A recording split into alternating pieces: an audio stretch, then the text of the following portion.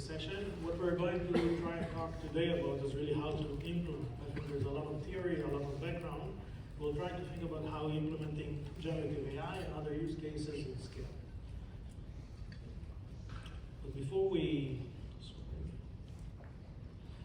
dive into how to implement it, let's talk about some terms. We have some terms like foundation models. What are foundation models? These are models that are trained on lots of data. Instead of building models that are specific for one task, we're trying to build large models that train on a lot of data and can do many different things. Out of those foundation models, there's also some models that are good about generating text, images, and other things. Those are generative AI models. And as part of that, we'll see models that are more frequently used in generative AIs are LLMs, large language models. Now, it's not the entire overlap, because you could have generative AIs that are not very large models, but again, these are the basic terms that we want to speak about. Now, everyone talks about OpenAI and maybe BERT, but this area is booming, and you see so many different innovations in LLMs or foundation models that are being introduced to the industry. This is actually quite ancient, this slide. It's a few months ago, I think from April. And by now there are many new LLMs. But what can we learn from this slide is first that we can't really bet and put all our energy on an LLM, because the LLM in 2 months, 3 months will probably be a different one. What we'll see, there is so much investment, but not all of it is good ROI for. And that investment, because there's a lot of competition, we'll see divergence into more vertically oriented models that are good in one thing versus the other, so the ecosystem can grow. But anyway, for your designs, you must be able to decouple the LLM from the main architecture, and we'll talk about it. How do we use LLM? There is essentially 2 different approaches, and we're going to see both of them. One is prompt engineering. We have an LLM, we just inject some text, some questions. Maybe we're bringing the data along with our question, and then the model does its tricks and return an answer. Another way is to take the model and teach the model additional information, more data, more tone of voice or customer voice, etc. And this way, the model already responds with the relevant answer. There are trade-offs across those 2 different approaches. With prompting, you don't need to train any model, so that means less cost on the training. But on the other end, the question and answering probably requires more tokens, is slower, is more expensive per request. If you have only a few requests, you don't need infrastructure, prompting is a good solution. If you have lots of requests, maybe starting to build your own model will also be more cost effective. Now, when you build your own model, there's also this notion of refinement, of continuous improvement using human feedback. So that's something that you have to build in, because the models have to improve, you have to fix issues, hallucinations, risk elements, incorrectness, and so on.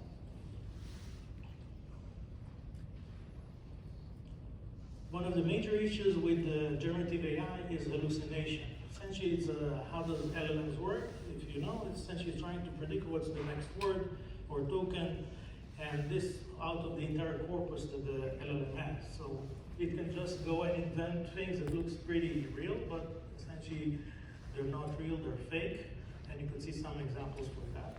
And also, if you train the model on data that includes, for example, private data, there's a good chance that you'll get private data in the response. Or if you have trained a model on some blogs that have toxic language or biased language towards different genders and so on, you get the same in the result. So this is one of the risks around LLMs, is that you will get all those different types of risks, privacy infringement, copyright infringement, toxic language, biased language, and hallucination is one of the biggest challenges. So we can't really trust what we're getting out of the model, and there are different ways of how to mitigate those risks, and we'll talk about it. One of the things that I constantly see is people focus on building prototypes, quick POC, quick minimal viable solution. And the way that they do that, they take some length change and so on. They go upload the document, they do some Q&A, and they're saying we're done. But then as they're trying to really productize their solution, they understand there are issues. We talk about some of the risks associated, hallucination and so on, but also scale and performance and cost. So there are many different issues. And people, when they talk about Gen AI, they forget that Gen AI is on top of AI. So everything that you've done with AI, all the different practices like MLOps, building data pipelines, doing experiment tracking, building versioning for your data and artifacts and so on. All those practices have to exist in Gen AI as well. Even though you don't build a model, you're using data. I'll give you an example. I asked one of our large clients, insurance company, what do you do when the document version change? Goes, oh, no problem, we're just indexing the new version as well. So think about what's the result of indexing the new version as well. You're essentially, when you're doing the search in the vector, you're actually going to get two versions. You're actually going to get conflicting information as a response, and you wasted tokens because the same data is duplicated. You actually, instead of bringing fresh, more interesting data into the summarization flow, you actually have the same data twice.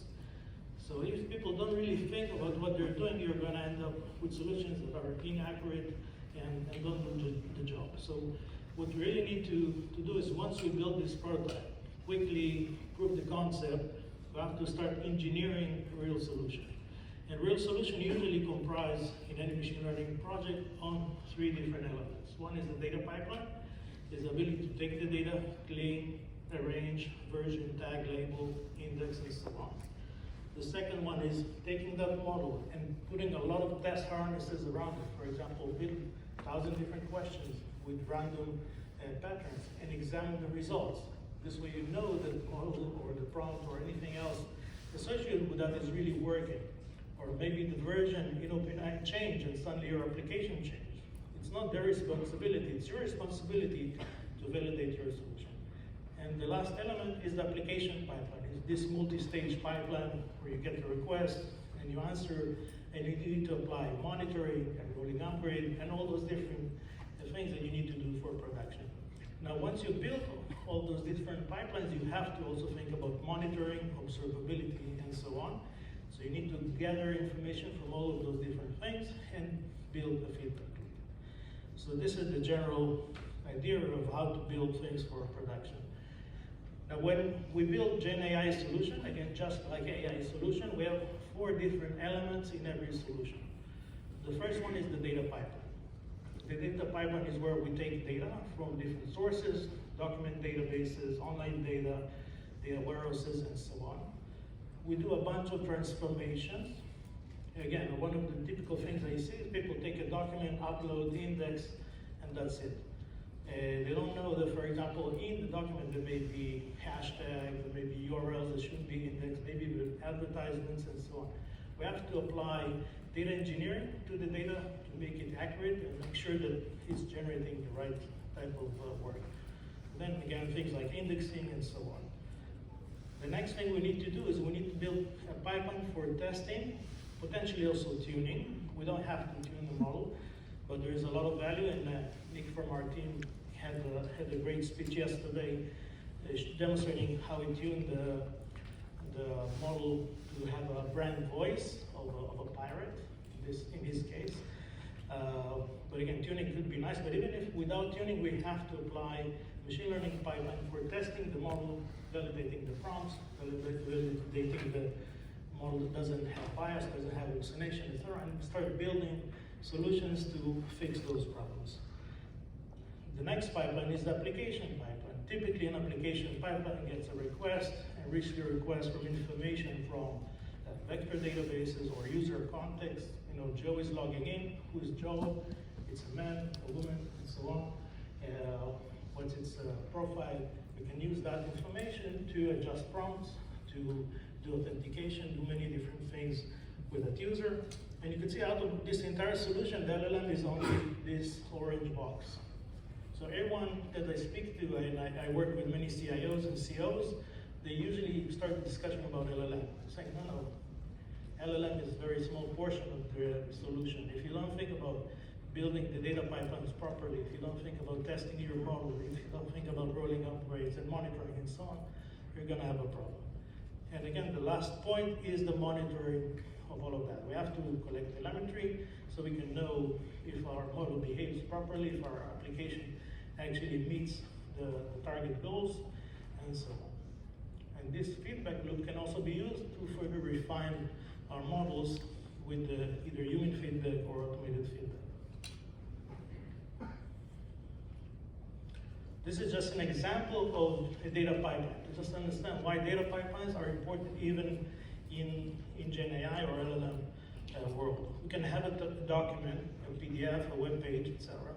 The first thing that we need to do in order to get high quality out of it is starting to cleanse it and take out different symbols or URLs or other things that don't contribute to the real data that we want to answer. The next thing, we may want to deduplicate. We want to take sections that repeat and just remove them away so that, again, the indexing will be a lot more efficient. And there are different other things. Maybe we want to remove personal data, emails, phone numbers, social security numbers, etc. And there are other tricks. For example, think about a PDF document that has headers and content. The headers tells us gives us a lot of information about what the paragraph is about. So we can do smarter things about analyzing or labeling the content by knowing the structure of the document. And once we do that, we do things like tokenization, we index in a vector database. Another core thing that people don't overlook is maybe you want to take specific keywords from the document and index them as well. Maybe you have a report from a specific year, 2021, 2022. I want to label this document with this label, and later on when I'm going to search, I can use this label as a filter to get even more accurate results. So this is just an example of how data pipelines should be built. What are the technologies? There are many different technologies for data pipelines, Airflow, and so on. You can just choose your favorite one. One of the things that we developed in Iguazu, now it's part of McKinsey, is an open source project called MLOps. I'm going to use it in my demos, which essentially tries to automate the conversion from more of interactive data science code or Python into fully operational pipelines, add instrumentation, scaling, and other aspects. And we'll cover it in the demos. It has essentially several components. One is the ability to build those pipelines and run them, where each step in the pipeline is a microservice, and that microservice could be elastic. Why it's great for LLMs, because if I want to do tuning, I may want to do the tuning on 10 different machines with GPUs. In MLOps, it's essentially just run the function. You tell it's distributed, they use MPI or some other distributed engine. It will do the work for you, including tracking and so on. And you also have many built-in steps in the function marketplace that do things like tuning, serving, data preparation, etc. You don't even need to write those.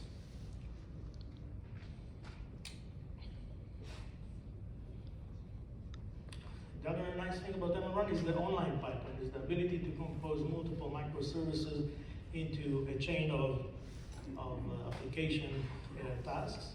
And it could even use streaming in between, and it's auto-scaling internally.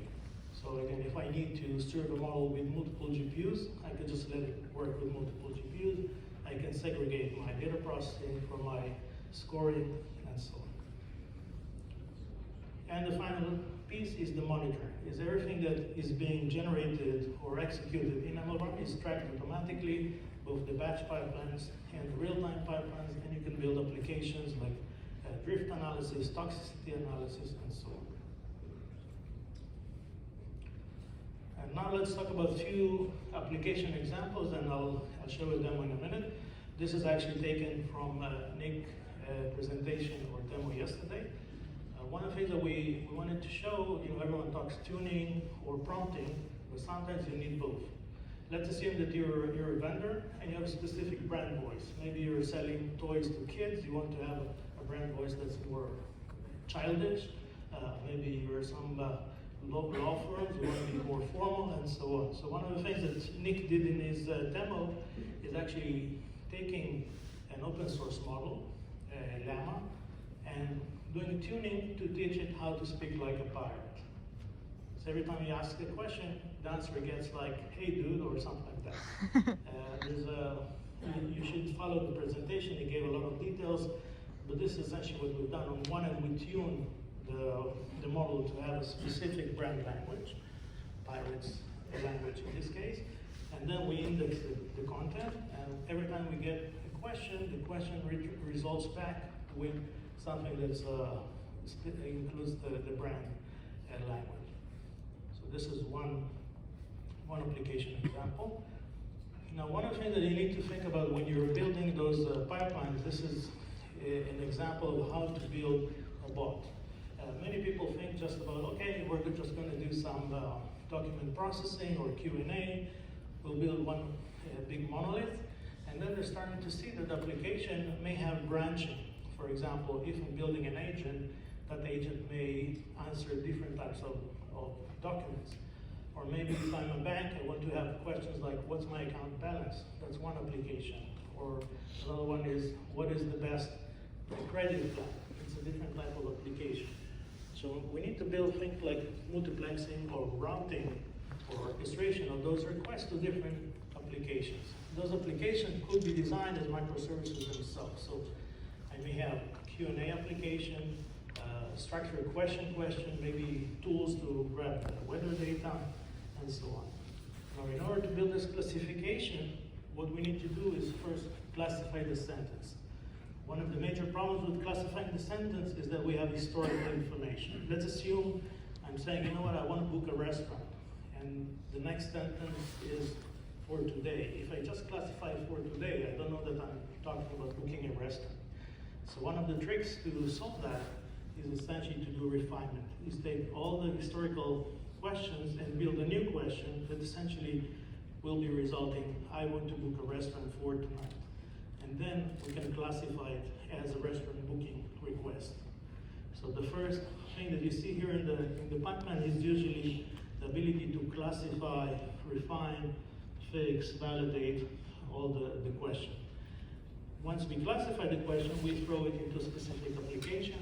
And in that application, one thing that we may want to do is extract what we call entities or slots. We want to take the sentence and say, oh, you want to, for example, book, or you want to ask a question on a document about a report about, one of the examples is Uber report for 2021. So I can extract information like, we're talking about Uber, we're talking about 2021. I can use those keys as filters for the database. This way, only get the relevant chunks of data from the vector database. And this way, I won't get information from 2023 that may have some reference to 2021. Or maybe a report from Lyft that talks about Uber as the competition. I can be very focused and get the best accuracy and best results using those tricks. And once we have the response, we need to take that response, we need to validate, we need to monitor, so later on we can see how we actually reacted. We want to format it in a nice way to the user, and we want to save the state, so later on we can use it for refinement and monitoring and other aspects. So this is one application of an agent. Another application that we actually built for a bunch of clients, and it's also open source, it's in GitHub, I'll show the links later, is the ability to analyze client calls. Let's assume I'm a bank or a telecommunication company, and I have lots of different calls that are recorded, and I want to know how the agents are behaving, what are the common questions that people ask, what are the common problems. Maybe I use this data in order to build better products or educate agents, or maybe go to my chatbot and add more answers in my chatbot to commonly requests. And this way I reduce my cost of maintaining the call center, improve the service for clients and so on. So we started with some naive solution, taking the file, converting it to transcribing it, and then starting to ask questions using classification on the summary. But we saw there are different issues. Like first, there's noise, etc. It hits the accuracy, so we have to improve. So the first thing is doing some pre-processing of the audio itself. The second problem, if we want to analyze what the agent is saying, what the client is saying, we have to essentially break the audio into segments. So this is what the agent was saying, this is what the client was saying, and so on. So that's something called diarization, which takes the audio and breaks it to who says what. And then we transcribe, and essentially we get text, which is agent, column, something, client, column, something. Once we get this text, we want to do things like anonymization, to remove private data. We're talking about enterprises. So we use entity detection models and other tricks to essentially remove private data and substitute it with fake data. And once we have this stuff ready to work, then we're trying to classify and ask questions on the text to extract metadata, like what was the sentiment of the agent, what was the sentiment of the client, was the issue resolved, what is the class of the discussion? Someone want to return a shirt, or someone is complaining about billing. So we can turn it into a very nice structured data that we can start querying and use it to improve our business. As we built it, we stumbled into a lot of operational aspects. Like first, if I'll go and take hours of calls and transcribe them with OpenAI, that's probably I'll need probably another mortgage or something. That's very expensive.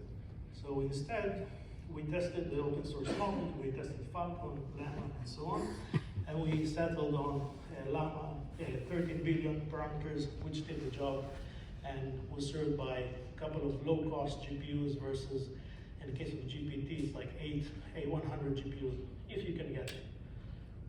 And if you can get them, it's about $30,000 a monthly fee just for the VM that hosts those. So instead, you want to have something that's more like $1,000 or a couple of $1,000, and that's what we use. Another thing that we started seeing that it's very slow to do things like transcription using Whisper. We found a model that's called Fast Whisper. It's a C implementation. And then we started adding things like parallelism, micro-batching, etc., in order to reduce the cost down. We got to about 60x performance improvement per call analysis by doing all those different tricks. So you can't just build an application, say, good, I'm ready for production. You have to start thinking, because otherwise it's just too cost prohibitive. You can do 2 calls, analysis costs you a few dollars, and that's too expensive. There's no ROI for something like that. So you have to think about all those different things, lowering the cost, how to build continuous development, continuous integration, improve the quality using all the different tricks I mentioned, production readiness, and so on. This is actually the application. It's in Portuguese, because that belongs to one of our clients. But you can see essentially all of this information is grabbed from those audio files. So I can do analysis on what's the empathy of an agent, or what's the sentiment of an agent, and so on. There's even here a section that recommends what should have been the right answer to a specific answer. So if the agent was answering in a bad way, then we have a recommendation saying this is how the agent should have been answering, and this way we can train the agent to do a better job next time. Or we can see what are the products that are being discussed, what are the main issues, the top 10 issues that people have with their products or service. So this is again a very powerful solution, and I'll demo it in a second. So I'll go and do a couple of those demos. One is the fine-tuning. Both of them are in GitHub. You have all the source code, so we keep on developing and enhancing those. So what you'll see today probably will change next week.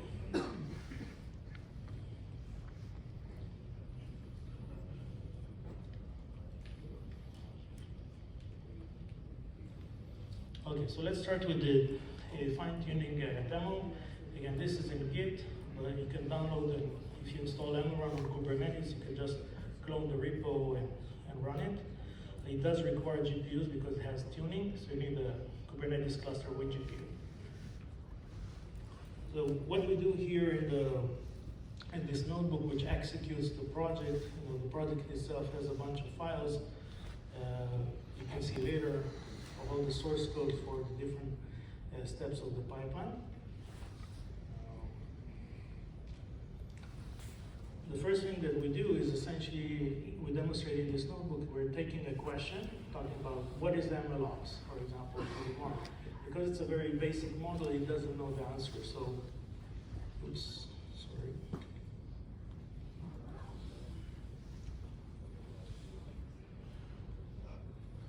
Okay, internet here is not great.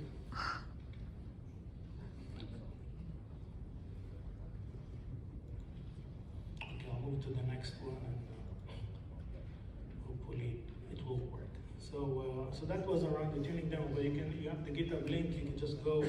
Essentially, the way that it works, we're showing before tuning that the model doesn't provide good answers. Then we're demonstrating how we do the data preparation. We build a pipeline of data preparation, fine-tuning of the base model, I think it's also Llama, building the new model, registering the model, deploying the model, and then we have the application pipeline that uses the model, but also we added some tricks like toxic filter, there are models from Hugging Face, and G-Radio as the application. So you'll see how it all works. Hopefully, let's see, maybe it returned.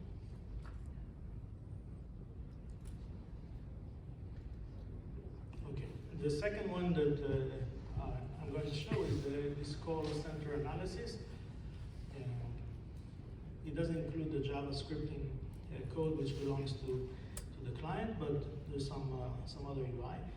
So the first thing that we do, one of the cool things about this demo, it actually has a section of generating calls.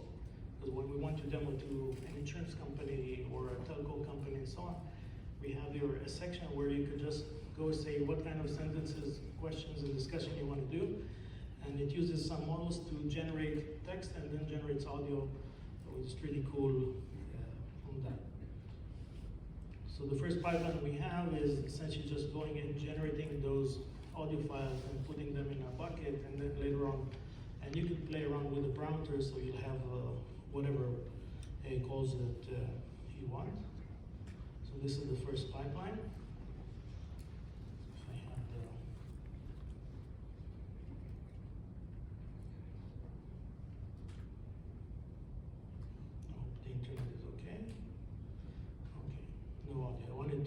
You to hear how it actually sounds, so it's pretty cool. It's just like someone talking to an agent in a call center. This is all generated using GPT-4. So you use GPT-4 to generate fake calls.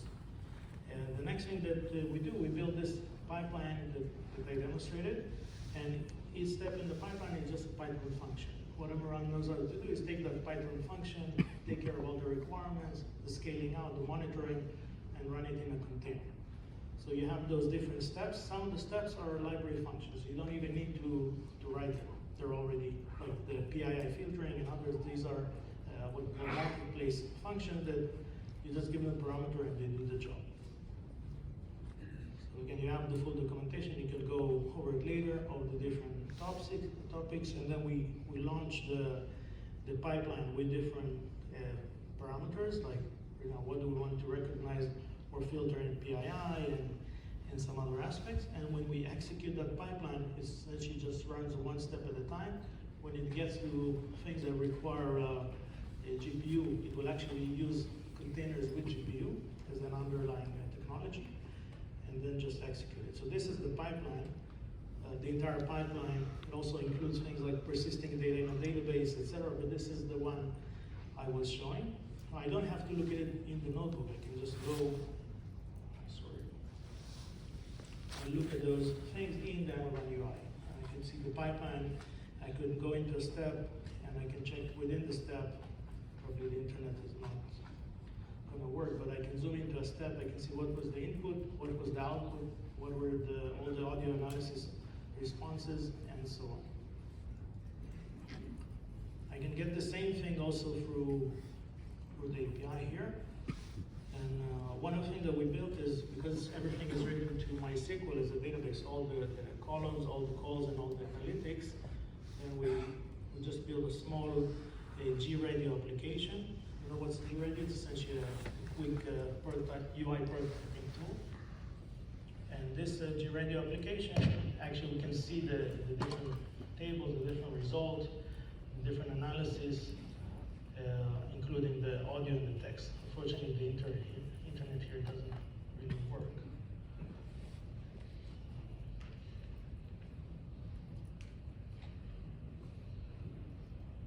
Okay. Try to fix it in a second. And with this, we can actually see all those different results I mentioned. Here, it's essentially just a table with every row is the audio file, and every column is the analysis that we've done on those audio files. So who's the user, what's the sentiment of the user, what's the classification of the entire call, topic, and so on. And these are just prompt questions. How do we do it?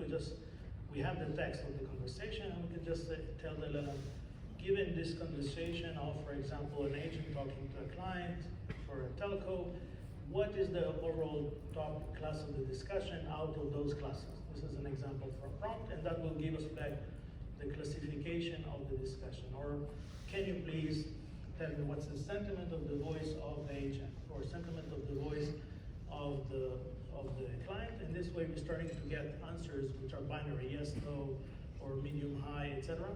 The next thing that we need to do in the pipeline, by the way, is anti-hallucination, because sometimes the LLM, we're asking, give us, was the call successful or not? Give us a yes, no answer. So to say, sometimes we'll give you yes, sometimes we'll give you yes, comma, yes, it was successful. I didn't really ask for that extra. So we need to apply regex or other filtering to cleanse up the hallucination and make sure we get only what we wanted as a result.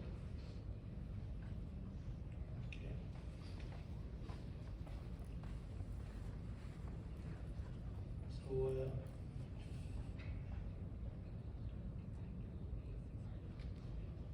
that's it.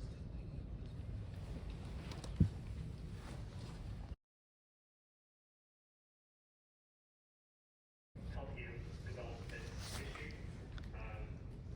So that's sort of part of the fun for our data scientists. Okay, now let's go back into the. So as we mentioned before, we have a pipeline. So every step of the pipeline, I can actually see what were the inputs, what were the outputs. So you can see the different analysis. So let's take one of those steps. And we can actually see the table and all the processing that we have on those different tasks. Let's go back now to the demo of the tuning we didn't show. Again, the first thing that we wanted to see is that can we take a question and give it an answer? And what we see is that the question is what is a serving pipeline, and the answer is it's not really correct. You see, deliver content and so on. And what we do is essentially build that pipeline that comprises of those four functions. One is collecting data, essentially doing scraping from the internet for web pages with blog content. Then doing pre-processing, like cleansing and so on, the data. The next step is to use the Hugging Face and fine-tuning with GPUs to tune the model to understand the data. And finally, we also want to do evaluation. We want to see that actually a good model, so there are different tricks of how to evaluate using complexity or other filters. So this is a typical machine learning pipeline for tuning. And then we just execute the pipeline that you see here. Once we execute, we get all the models registered.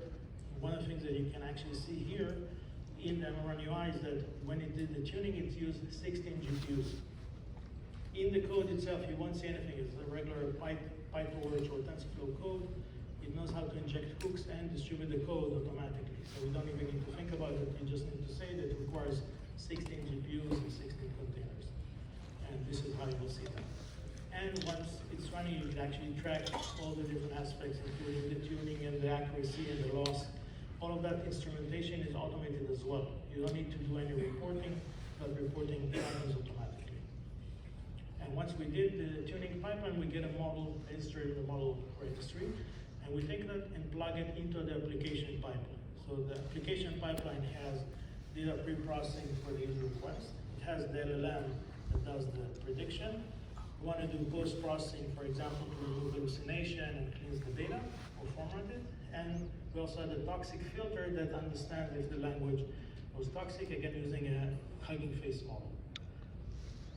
The way that we compose this pipeline is using, it's called a graph survey in MLOps. Essentially just define what are the steps, what are the Python classes that you need to run on every step, and that will essentially build a distributed pipeline and launch it. Some cases you can actually use off-the-shelf or built-in steps for serving LLMs. All the different assets around GPU configuration and so on is built in. You don't need to think about it. You just say, I want to serve 5.7 billion, and all the automation around the container, packaging, GPUs is done for you. So we have this pipeline. Again, we can specify things like GPU resources and other infrastructure-related aspects. And in order to deploy that pipeline, the only thing we need to do is just say deploy function. We define a function that has dependencies, packages, resources, and we just say deploy. That essentially builds all those microservices online. If we upgrade the version, we say deploy again, it will do rolling upgrade. So when we deploy, you see it generates containers, builds images, builds API gateways, auto-scaling, all of that happens automatically. And once it's ready, we can just go and invoke the new model with the same question. For example, what is MLOps? And you'll see now it's giving me a proper answer. Or maybe what is machine learning? Again, I'm getting a proper answer. Maybe you can do some more better formatting to get the richer text, but that's the answer. And then, for example, putting some toxic language, like you are stupid, and then you'll see that the bot responds, that it doesn't respond to toxic language. And this is using that toxic filter that we had at the end of the pipeline. And again, we can build a small G-Radio application to build the full ChatGPT-like application, or use JavaScript to use the same. So here's a complete project. All the source code is there, how to do the tuning, how to build the application pipeline, and so on. So this helps you really build things for production. Okay, so with that, let's go back to the presentation. So what we've seen is, first, how we can productize. First, we learned what are the different things we need to do for productization, with MLOps or without MLOps. You have to think about all those 4 pipelines and how you build them for production. With MLOps, we're trying to automate the flow of building those production artifacts by automating the flow of building data pipelines, tuning validation, CI/CD, and so on. We build those real-time pipelines, multi-stage pipelines, so you can build very robust distributed applications. You have the monitoring for all the resources, including monitoring the model, the GPUs, the CPUs, and so on.